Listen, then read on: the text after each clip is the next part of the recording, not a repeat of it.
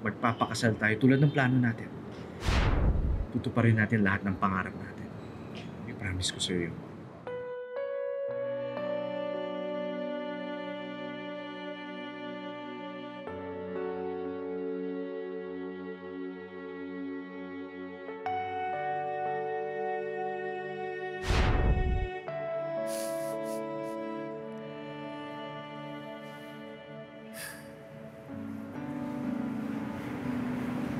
Anton,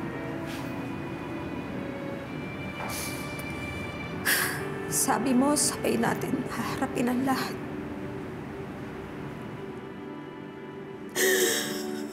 Bakit?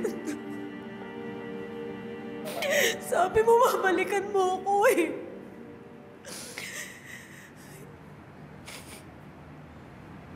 Pero bakit mo ako iniwan? Hindi ko alam kung kaya ko pa.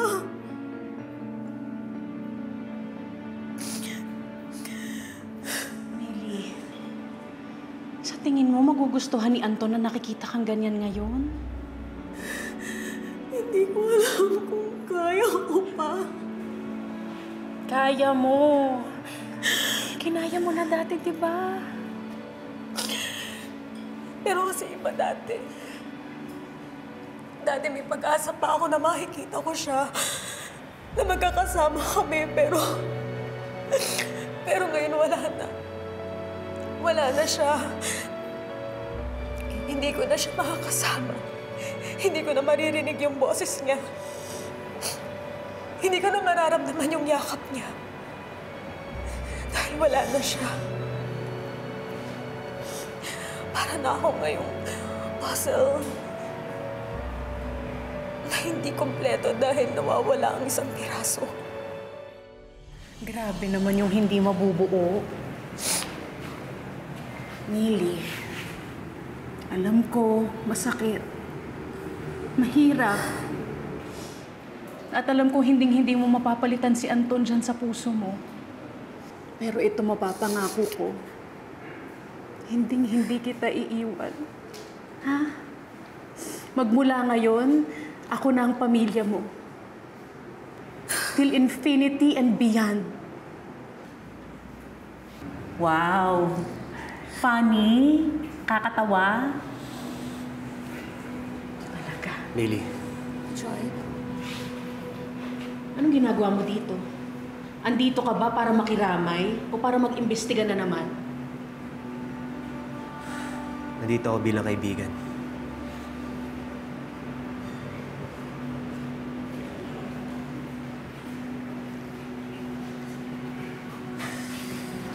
Joy, kailangan ko ng tulong mo.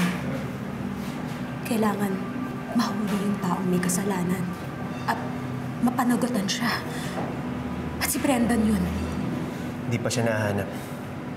Hindi pa alam kung buhay o patay na siya. Eh, si Rhea. Baka alam niya. Wala tayong kasong pwedeng isampa kay Rhea, Millie. Yung tracking device, yung kinabit sa kanya para matuntun si Anton. Di ba accessory siya sa pagkidnap kay Anton? Circumstantial lang lahat ng yun, Millie. Di yun sapat para isampa ang kaso sa kanya.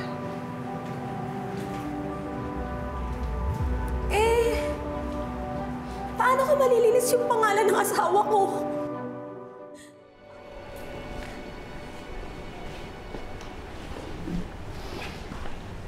His vitals are stable, pero mukhang matindi yung tama or injury niya sa ulo. Dok, mas interesado ko kung kailan siya magigising. So, hindi ko rin masasabi. I think much better kung you bring him to the hospital para magkaroon ng thorough examination. Dok, alam niyo naman hindi pwede. At alam mo rin na hindi ko pwedeng isugal ang practice ko for this. Yung ang pagpunta ko dito, delikado na. Pero mababayaran mo ang mga utang mo sa casino. And I am grateful, Brendan. Pero hanggang dito lang talaga ang kaya kong gawin.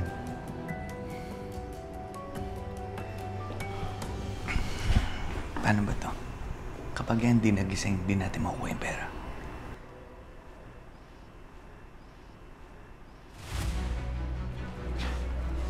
then I guess the only option right now is maghintay na lang tayo kung kailan mangyari ito ulit. And hopefully, as soon as possible, dahil kung ganyan siya, mahihirapan tayong gamutin siya. There's no guarantee and there are no guarantees kung magigising ba siya or kung kailan siya magigising o kung magigising pa ba kaya siya.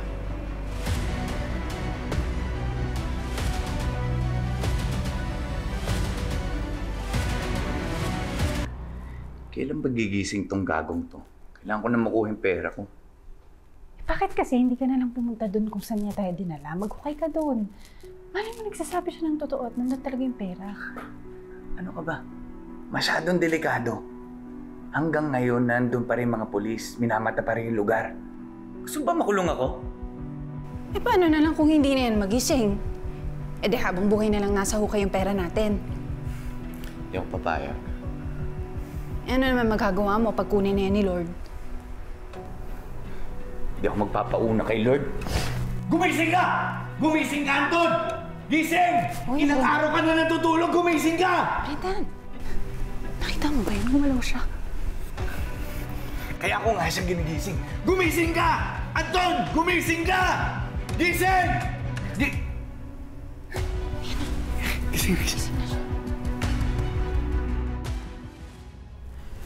Kumuha ka ng tubig din eh. Bakit ako? Ayaw mo makita yung pera? Kumuha ka na din. Anton. Anton, tayo.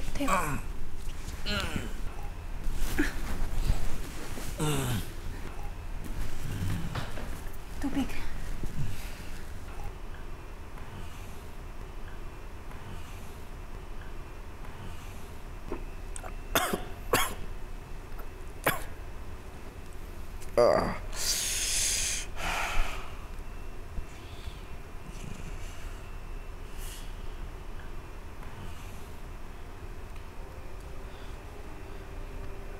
Nasaan ako?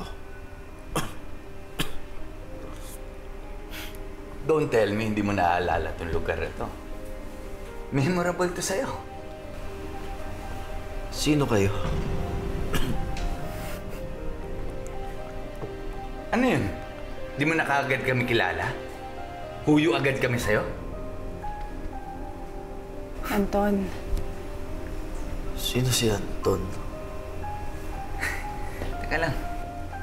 Ini-stylean ata tayo nito eh. teka lang. Hayaan muna natin siya magsalita. Hindi mo ba talaga kami naaalala? Sino ba kayo? At sino ba talaga ako?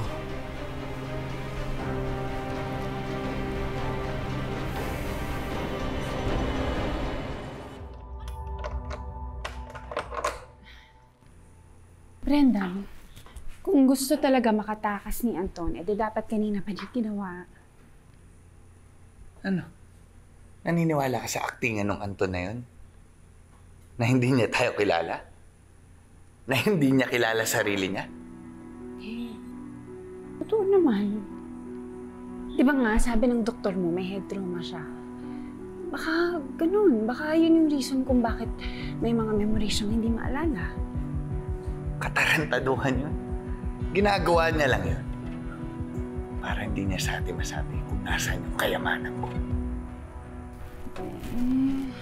Well, pwede naman natin siyang i-test kung nagsasabi siya ng totoo. Ano? Let me handle this. Nakapagpahinga ka ba? Sasabihin niya ba sa akin kung sino ako?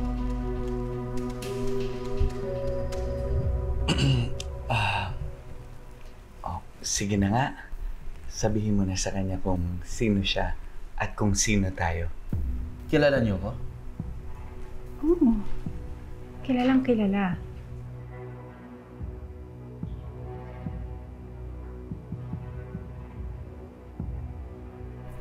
Ikaw si Anton. At ako naman, ako si Ria. Yung asawa mo. Asawa. Mag-asawa tayo?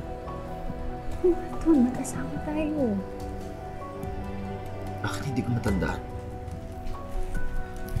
Kasi nga na-aksidente ka. Sabi ng doktor na tumingin sa'yo, posible daw na nagkaroon ka ng head trauma. Kaya marami kang hindi naaalala.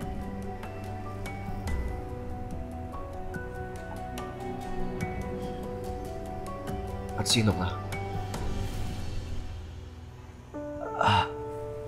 Ako?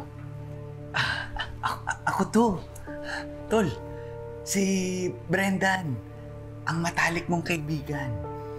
Sa katunayan nga, kasama ko yung niligtas ka dun sa aksidente. Buti na lang okay ka na, Tol.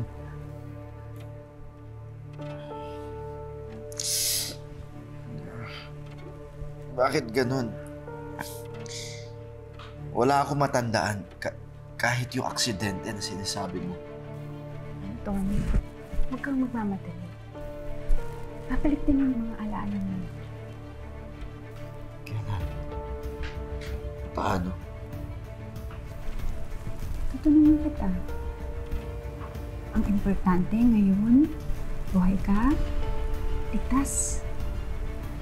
Magkasama tayo at hindi na tayo maghihiwalay.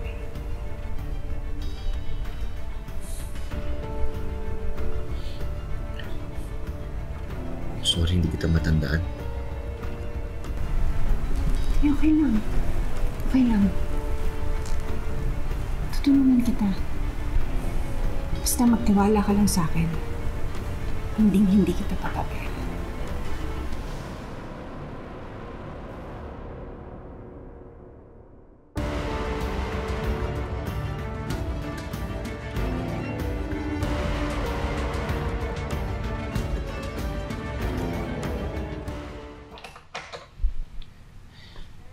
Di mo naman kailangan ilak yung pintuan ni Anton. Kita mo naman para siyang bata. He's so helpless. Ni sarili nga niya, hindi niya maalala eh. At ini-enjoy mo naman. Yan pa ba yung iniisip mo? Ria, kailangan ko nang malaman. Kailangan na ni Anton maalala kung saan niya tinago yung pera ko. Oo nga. Pero hindi natin siya pwedeng puwersahin dahil kung nakahalata yan, baka takasan na naman niya tayo. So paano na yung pera ko? Ha? Ria naman, nauubos na yung pundo ko. Ha? Kailangan makuha ko na yung iba ko pang pera kay Anton. Pwede ba huwag kang sumigaw? Baka maninig ka ni Anton. Wala akong pakialam. Kung kailangan mo talaga kunin yung pera, kailangan mo maging patient. Bigyan mo pa ako ng pagkakataon. Paprojectin ko si Anton, kukunin ko yung loob niya. Papapaniwalaan ko na mag-asawa talaga kami at nagmamahalan. In that way, wala siyang choice kung hindi pagkatiwalaan niya ako. Malay mo, unti-unti niya makuha yung memory niya, tapos makuha ko din kung nasan yung pera. Ria, hindi gagana yung plano mong yan. Malabo yan. Eh wala naman tayong ibang choice. Hindi naman natin alam na mangyayari to, di ba? So our best option is unti-untiin si Anton. Sige. Bibigyan kita isang chance, ha? Pero kapag wala ka nakuha kay Anton, ako na mismo kikilos.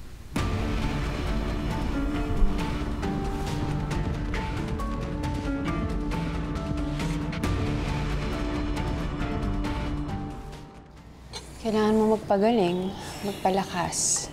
Kaya uminom ka ng gamot pagkatapos mo kumain.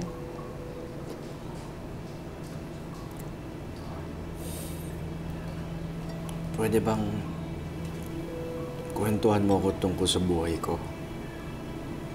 Nating mag-asawa. Ano pang gusto mo malaman? Kahit ano, basta magkwento ka lang. Baka sakaling may maalala ako.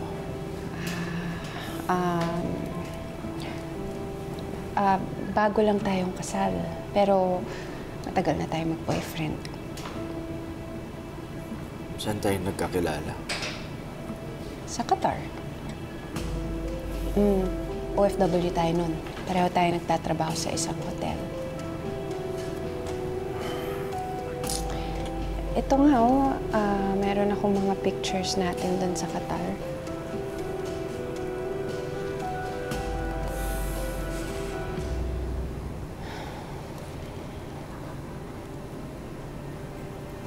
Wala ba tayong mga wedding pictures? Gusto ko makita. Wala eh. Kasi yung mga recent pictures natin nandun sa bago kong phone.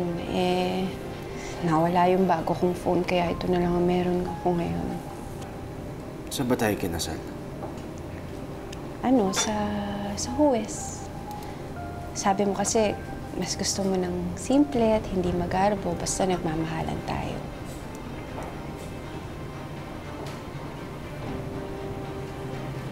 Bakit wala akong wedding ring? At wala ka ring suot?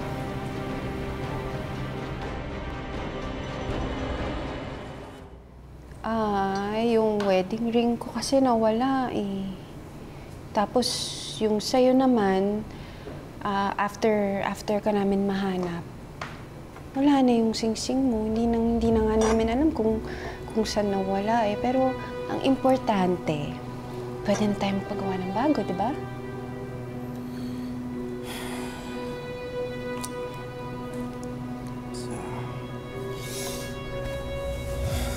Pasensya ka na sa mga tanong ko, ah. Gusto ko lang talaga maalala lahat ng tungkol sa akin. Bakit ba ako umabot sa ganito? Bakit ba ako na-aksidente? Anton, saka na natin pag-usapan yun. Please. Please, gusto ko malaman. May tinatakasan ka kasi. Ano?